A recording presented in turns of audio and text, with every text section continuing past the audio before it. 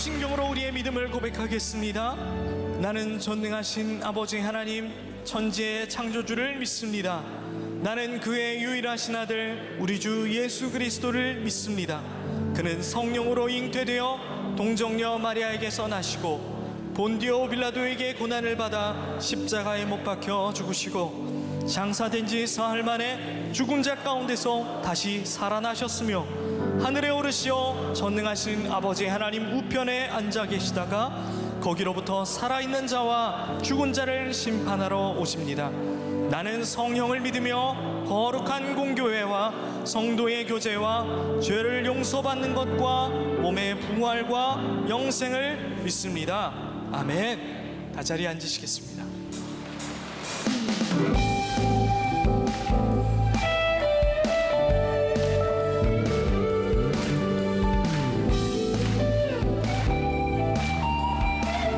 오주여 나의 마음이 오주여 나의 마음이 주께로 정해졌으니 나는 주 찬양하리라.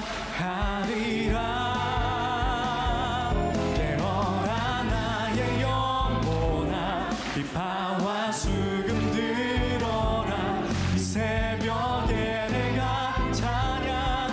다시 한번 오주여 나의 마음이 오주여 나의 마음이 주께로 정해졌으니 나는 주 찬양하리라.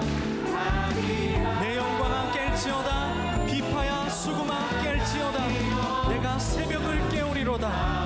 주여 내가 만민 중에서 주께 감사하며 문나라 중에서 주를 찬송하리이다. 하리라. 찬양 찬양 찬양. 예수님은 나의 노래. 예수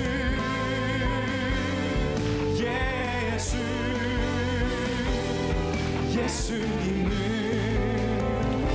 나의 노래. 우리의 삶의 해답이 되시고 노래 되시는 주님, 우리가 주님께 나왔습니다. 이 시간 우리가 주님을 만나가게 하옵소서. 주님으로부터 해답을 얻게 하여 주옵소서. 오주여 나의 마음이 주께로 정해졌으니 나는 주 찬양하리라.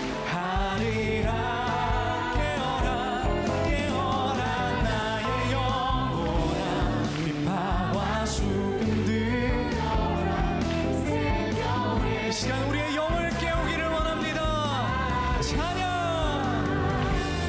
찬양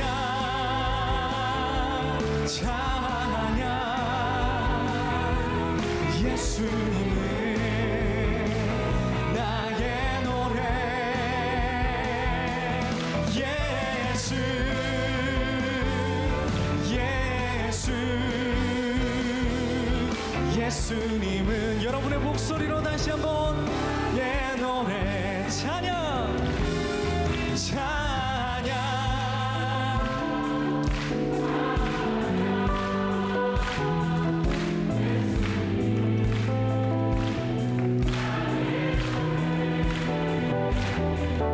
예수 예수. 주님 우리의 모든 영성이 회복되는 일상으로 돌아가는 시간이 되길 원합니다. 찬양 주님께 찬양. 삶의 노래를 회복하기를 원합니다. 예수님은 나의 노래.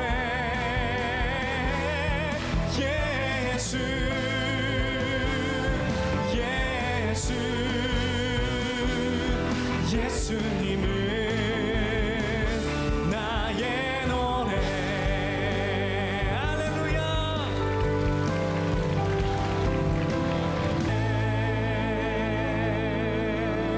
기도하시겠습니다. 주여 나를 가난하게도 마옵시고 부하게도 마옵소서. 내가 배불러서 하나님을 모른다 여호와가 누구냐 하며 내 하나님의 이름을 욕되게 할까 두려워함이니이다. 주여, 물질의 풍요를 따라 배불러서 기도하지 않는 이 어리석은 세대가 지혜롭게 돌이켜 다시 주님을 찾기를 원합니다. 우리의 깊은 갈증은 주님이 아니면 채워지지 않음을 고백합니다. 기도를 쌓고 삶의 실력을 갖춘 자, 영적의 체력을 회복하는 자들 되기를 원합니다. 다시 주님의 마음에 합한 자로 성령님께 붙들리기를 원합니다. 주 안에 사는 즐거움을 회복하는 귀한 시즌이 되도록 만나교회를 축복하여 주옵소서. 오늘도 우리의 숱하고 어려운 난제들을 들고 주님 앞에 나왔습니다. 살아 역사하시는 주님의 말씀이 나의 마음에 거하심으로 인해 예수라는 정답을 얻고 돌아가는 대반전의 예배 되도록 인도하여 주옵소서. 오늘도 살아서 역사하시는 예수 그리스도의 이름으로 간절히 기도합니다.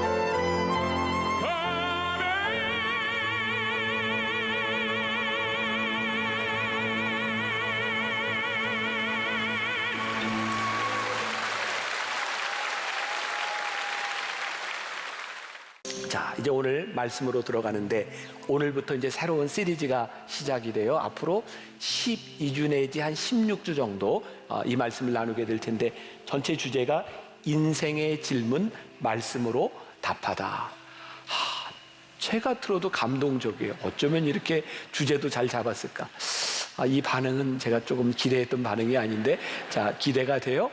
자, 우리 인생의 질문을 우리들이 말씀으로 이렇게 답하면서 가려고 합니다.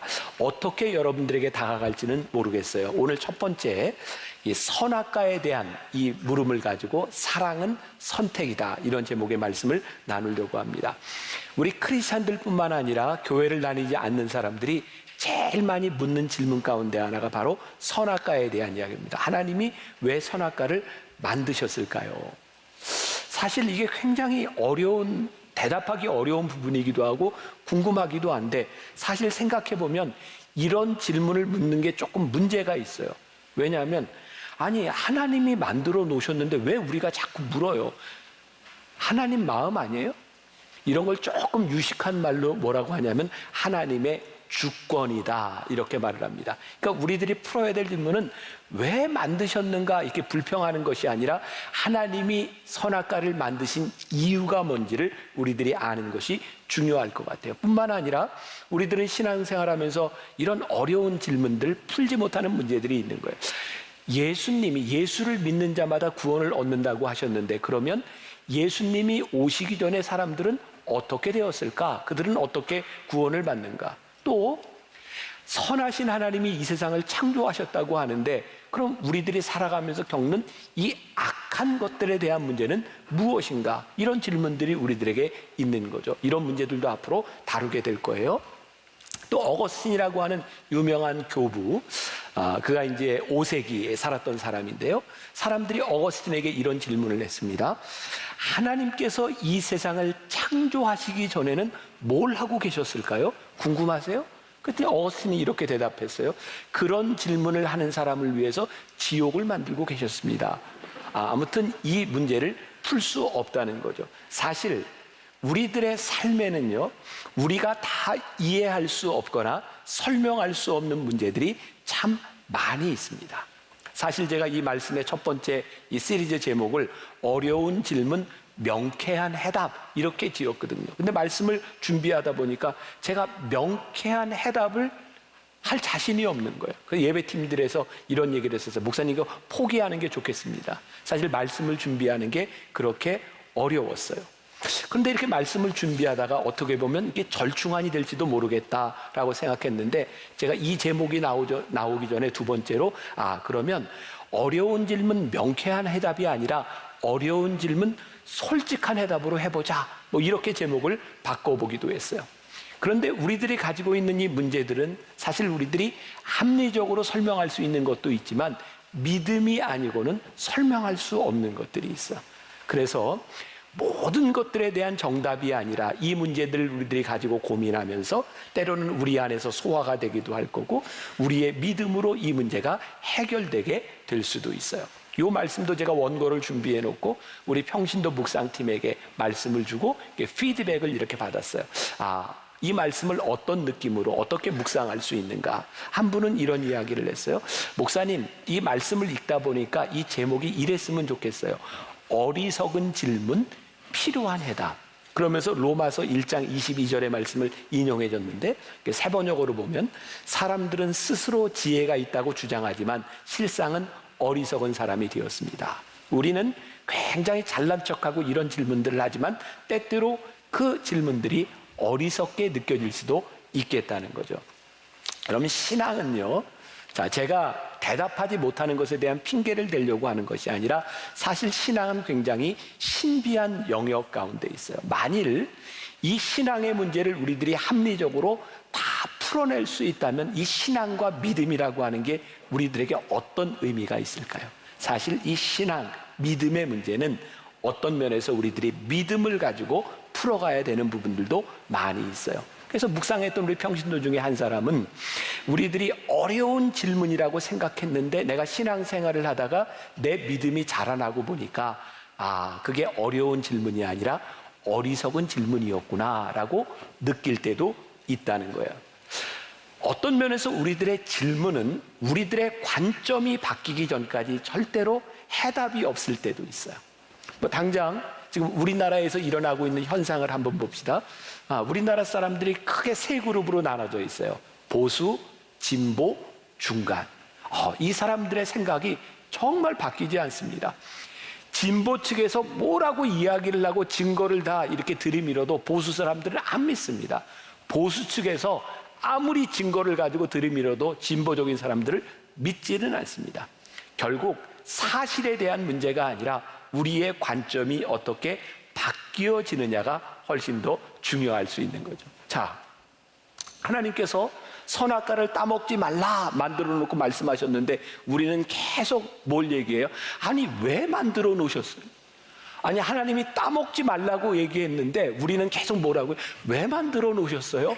이런 질문을 하고 있는 거죠. 자, 이 선악과에 대해서는 여러 가지 견해들이 있습니다. 그런데 그 중에 하나, 우리 기독교와 이 정통적인 교리와 굉장히 중요하게 부딪히는 점이 있는데, 우리나라에는 옛날부터 이 어려움을, 나라가 어려울 때 나라를 구하는 구세진인, 뭐 정도령 이런 게 있었잖아요. 뭐 미륵 이런 게 있었어요.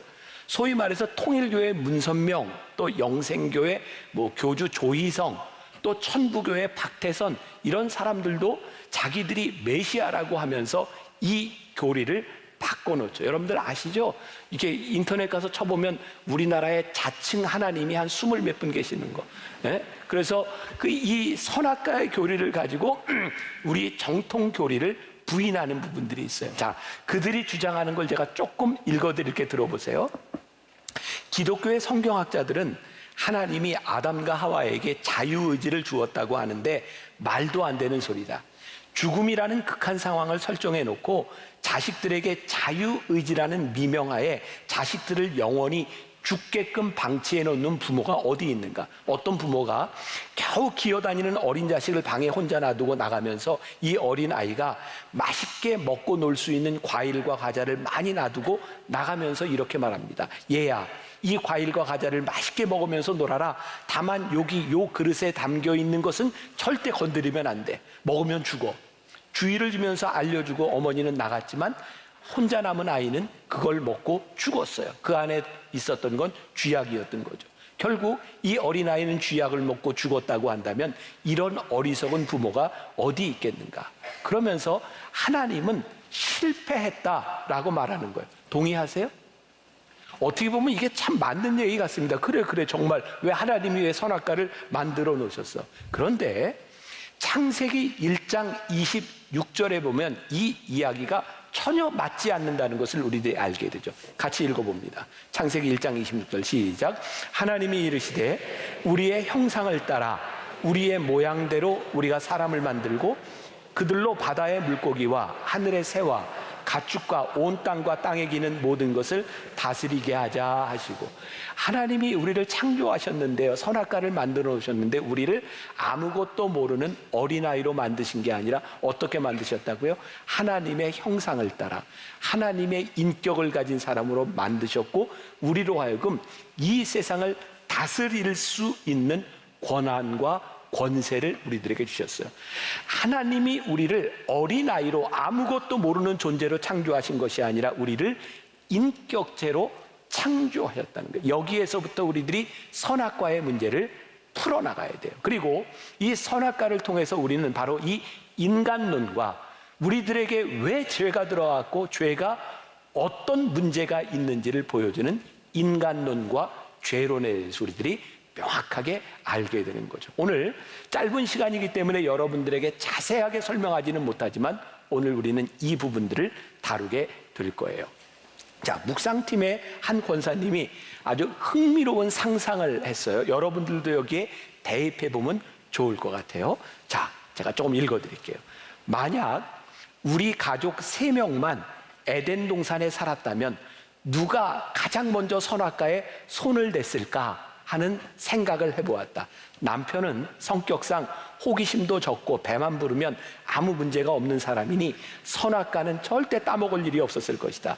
오히려 내가 따먹으려고 하면 아니 다른 맛있는 게 널려 있는데 왜 그걸 먹어? 그거 말고 딴 거 먹어 라고 했을 것이다. 또 작년 말에 몸을 만든다고 독하게 운동했던 우리 아들, 선악과의 영양가를 분석해서 단백질 함량이 적다거나 먹은 후 근손실이 올 수도 있다고 하면 절대 안 먹었을 거다.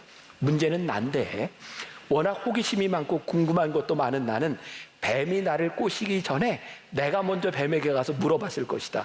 야, 뱀, 너 선악과 먹어봤어? 먹을만해? 한 입만 먹어도 눈이 확 밝아지냐? 아니면 반 개쯤 먹어야 되냐? 샐러드 해 먹어도 효과가 있을까?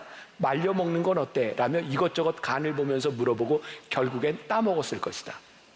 그리고 나서 모든 원인을 하나님께 돌리며 하나님은 누구보다도 나를 잘 아시면서 왜 쓸데없이 저런 걸 만드셔서 나를 힘들게 하시냐고, 이 모든 책임은 전적으로 하나님께 있다고 나름 논리적인 척하며 하나님께 박박 대들었을 것 같다.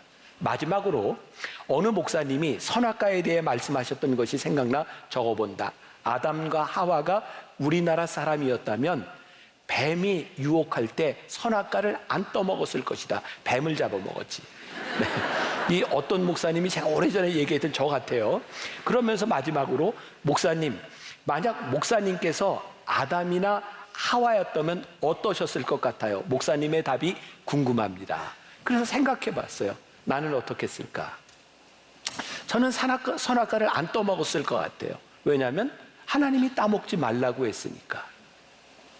그러니까 하나님을 믿는 우리들에게 이 선악과는 어쩌면 큰 유혹이 되지 않을 수도 있어요. 하나님이 말씀하셨으니까. 문제는 하나님을 믿지 않는 사람들에게 이 선악과는 늘 유혹이 될 것 같다는 생각이 들어요. 자, 이제 말씀으로 또 이제 들어가야 선악과의 문제를 풀어봅니다. 하나님은 왜 선악과를 만드셨을까요? 이 물음은 전적으로 창세기 1장 26절, 우리들이 조금 아까 읽었던 말씀과 연결되어 있어요. 하나님이 하나님의 형상을 따라 우리를 만드셨다. 그리고 하나님은 우리 인간을 만드신 목적을 뭐라고 말씀하시냐면 하나님과 우리들 사이에 교제하기 위해서 우리 인간을 만드셨다는 거예요. 이 교제, 우리를 인격적으로 만드셨다고 하는 것은 우리들을 로봇처럼 만드신 것이 아니라 하나님과의 관계성 속으로 만드셨다는 거예요. 그런데 창조주 하나님께서 우리 피조물을 만드셨을 때 창조주와 피조물 가운데는 이 간격이 존재하는 거예요. 그래서 이 간격을 좁히는 방법은 피조물을 하나님처럼 이렇게 높여주거나 아니면 창조주가 피조물처럼 내려오는 방법이 있는 거죠. 이 선악과는 하나님께서 첫 번째 방법을 택하셨다는 거예요. 선악과를 만드시고 우리에게 자유의지를 주셔서 너희들이 하나님의 형상을 따라 선택할 수 있는 의지를 가진 존재로 만드신 거예요. 근데 문제는 인간이 하나님께 불순종함으로 인하여 이것을 먹으면 정령 죽으리라고 말씀하셨는데 불순종함으로 인하여 우리들이 죽음으로 내려가게 된 거죠. 그래서 하나님께서는 어쩔 수 없이 인간의 몸을 입고 성육신하셔서 우리들에게 내려오셨어요. 가만히 보니까 선악과와 성육신하신 하나님은 하나님께서 우리를 사랑하신다고 하는 동일한 방법, 우리를 사랑하신다고 하는 분명한 표현을 우리들에게 해주고 계신 거예요. 자, 선악과를 만드시고 하나님께서 무섭게 경고하시죠. 창세기 2장 17절에 보니까 내가 먹는 날에는 정령 죽으리라. 이 선악과를 따먹음으로 인해서 우리들이 자유로 이 죄를 지음으로 불순종함으로 인하여 하나님과 우리들 사이에 관계가 깨어지고 분리가 일어난 거예요. 우리 가운데 죄가 들어오게 된 거죠. 하나님은 우리로 하여금 하나님을 떠날 수 있는 자유를 허락하셨어요. 만일 우리가 하나님께 하나님 왜 선악과를 만드셔서 우리로 하여금 죄를 짓게 만드셨어요? 라고 따진다면 사실 이 말은 하나님 왜 우리들에게 이렇게 큰 자유를 주셨어요? 라고 따지는 것과 마찬가지일 거예요. 어떤 분이 이런 예를 들었더라고요. 어떤 두 아이가 형제가 밖에서 집 밖에서 마당에서 노는데 비가 와가지고 물구덩이가 진흙구덩이가 이렇게 있는 거예요. 그러니까 엄마가 얘야 거기 물구덩이에서 놀지 마. 근데 애들이 엄마 말을 안 듣고 물구덩이에서 놀면서 막 진흙탕 속에서 더러워졌어요. 엄마가 화가 났어요. 아이한테 말합니다. 이놈들, 엄마가 거기서 놀지 말라 그랬지? 그랬더니 애들이 이렇게 얘기하는 거예요. 엄마, 하나님이 왜 비를 내려서 진흙탕을 만드셨을까요? 이거 안 만드셨으면 저희가 여기에서 안 놀았을 텐데. 근데 이게 어린아이의 말이 마치 우리의 말과 동일한 거죠. 왜 하나님 선악과를 만드셔서 우리로 하여금 이것을 따먹게 했느냐고 우리들이 이야기를 하고 있는 거예요. 하나님께서 인간을 너무 사랑하셨기 때문에 인격적으로 대우하기 위해서 만드신 이 선악과에 대하여 우리는 왜 우리로 하여금 죄를 짓도록 이것을 만들었냐고 하나님께 불평하죠. 중요한 것은 우리 인간이 이 의지, 자유의지를 가지고 하나님께 불순종함으로 인하여 우리들 가운데 죄가 들어왔다는 거예요. 성경은 로마서 5장 12절에서 이렇게 말씀해요. 같이 봅니다. 그러므로 한 사람으로 말미암아 죄가 세상에 들어오고 죄로 말미암아 사망이 들어왔나니 이와 같이 모든 사람이 죄를 지었으므로 사망이 모든 사람에게 이르렀느니라. 자, 이 선악과는 우리가 왜 죄를 짓게 되었는지, 우리들이 왜 죽게 되었는지 우리 인간에 대한 이야기를 하고 있죠. 이 선악과는 이 성경에 보니까 선악을 알게 하는 나무라고 되어 있어요. 중요합니다. 이 선악과를 따먹기 전에 우리 인간들은 선과 악을 분별해야 될 필요가 없었어요. 하나님께서 에덴 동산을 만드시고 뭐라고 말씀하셨냐면 동산 각종 나무의 열매는 내가 임의로 먹되, 여기 임의로라고 하는 말이 영어로 freely, 자유롭게 먹어라. 그러니까 우리들이 선악과를 따먹지 않는 한에서 우리들이 어떤 자유로운 행동을 해도 우리들이 선과 악을 구별할 필요가 없었어요. 왜? 이 모든 것이 선한 일이었어요. 그러니까 우리의 자유의지대로 행하는 일들이 선한 일이었기 때문이에요. 그런데 선악과를 따먹는 순간 우리들에게 선과 악을 분별하는, 우리들이 분별해야 되는 일들이 일어나게 돼요. 자, 이 선악과는 창조주이신 하나님과 피조물인 우리들 사이에 분명한 차이, 경계선을 우리들에게 보여주고 있는데 이것이 깨져버렸어요. 사단은 늘 우리들에게 찾아와서 하나님의 말씀을 묘하게 왜곡하죠. 어떻게 왜곡했어요? 하나님은 모든 것을 만드시고 너희들이 자유롭게 먹되 이것만 먹지 마라고 말을 했는데 사탄은 뭐라고 유혹하죠? 하나님이 너희에게 이것을 먹지 말라고 하시더냐? 하나님은 사람에게 자유를 주셨고 이 자유가 우리들에게 축복이었는데 사단은 자유보다 금하신 한 가지에 초점을 맞추게 되죠. 갑자기 우리들에게 주어진 큰 축복이 축복으로 보이지 않게 되는 거예요. 우리가 자유를 상실하게 된 거죠. 자유를 상실하게 됐다. 하나님같이 되려고 하는 이 욕망이 자유를 상실하게 됐다. 자, 여러분들 자유를 한번 생각해 봅시다. 우리는 흔히 자유를 뭐라고 생각하냐면 내 마음대로 하는 것이 자유라고 생각합니다. 중요한 예를 하나 들어볼게요. 여기 앞에 있는 이제 남자분들 가운데 예전에 담배들 좀 피셨죠? 화면 안 비출게요. 담배들 좀 피셨어요? 뭐 여자분들 중에도 있겠죠. 한번 물어봅시다. 담배를 피는 게 자유로운가요? 안 피는 게 자유로운가요? 네, 그냥 제가 알아서 대답할게요. 자, 우리는 내 마음대로 담배를 피는 게 자유롭다라고 생각하는데 우리가 담배를 딱 피는 순간 우리의 자유는 반쪽이 나죠. 왜냐하면 담배를 피는 순간 우리는 담배를 피지 않을 자유를 잃어버려요. 담배를 피지 않는 사람은, 아직 피지 않는 사람은 온전한 자유를 가지고 있어요. 지금 내가 필 수도 있고 안 필 수도 있어요. 우리가 자유롭게 내 마음대로 하는 것이 우리들에게는 자유로운 일이라고 생각했는데 우리들이 자유의지로 선택한 불순종은 우리로 하여금 자유를 박탈하죠. 우리들 가운데 죄가 들어오기 시작해요. 죄의 무서움은 뭔지 아세요? 우리들 가운데 죄라고 하는 것을 깨닫게 되는 순간 그 이전까지는 선과 악을 분별할 필요가 없었어요. 왜? 우리가 행하는 일들이 옳은 일이었으니까, 순종하는 일이었으니까.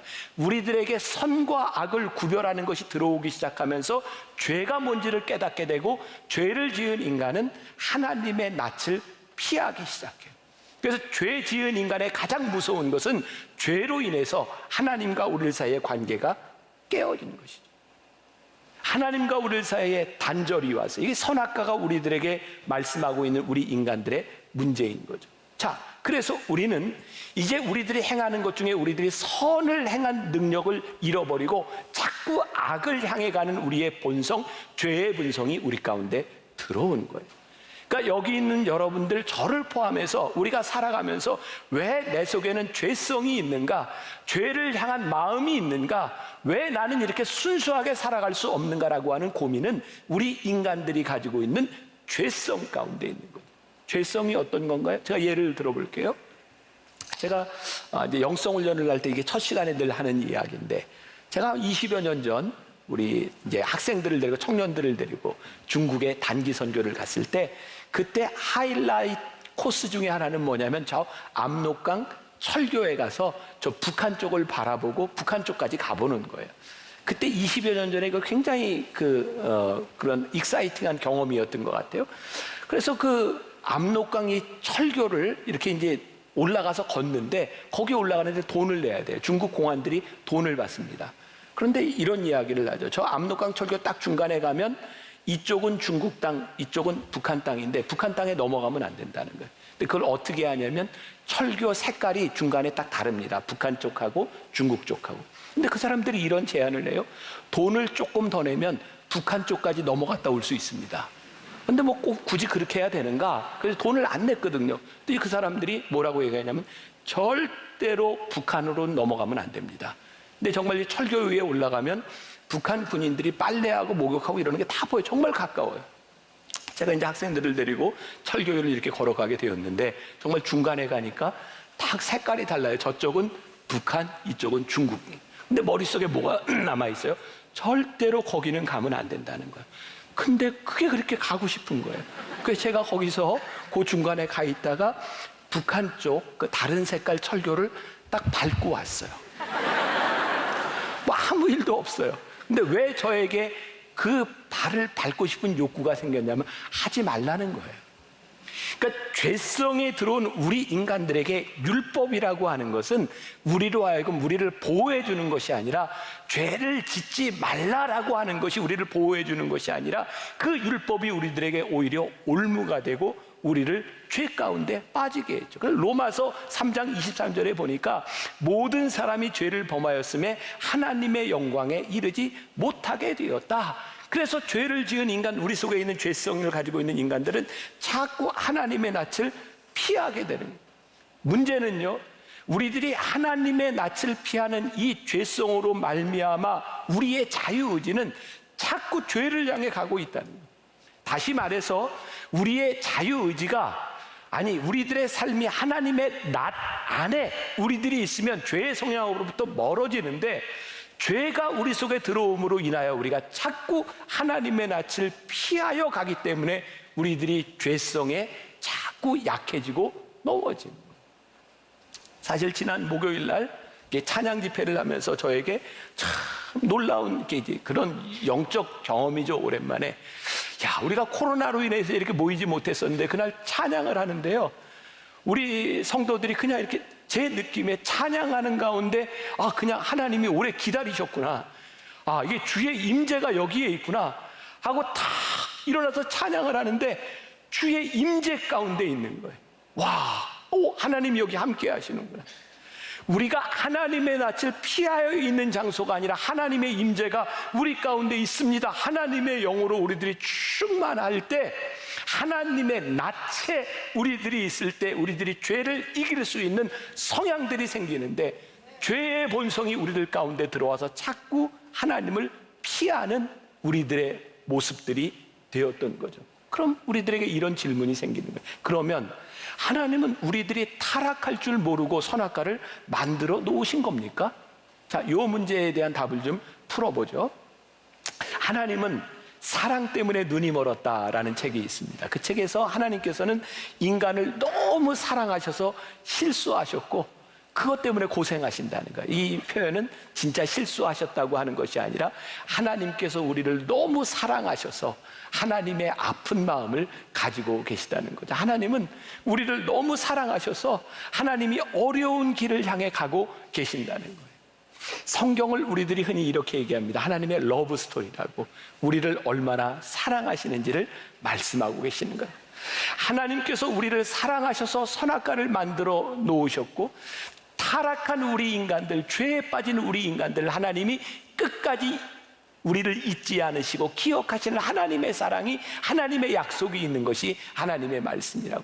그러면 이사야 49장 15절부터 16절까지 말씀 보세요.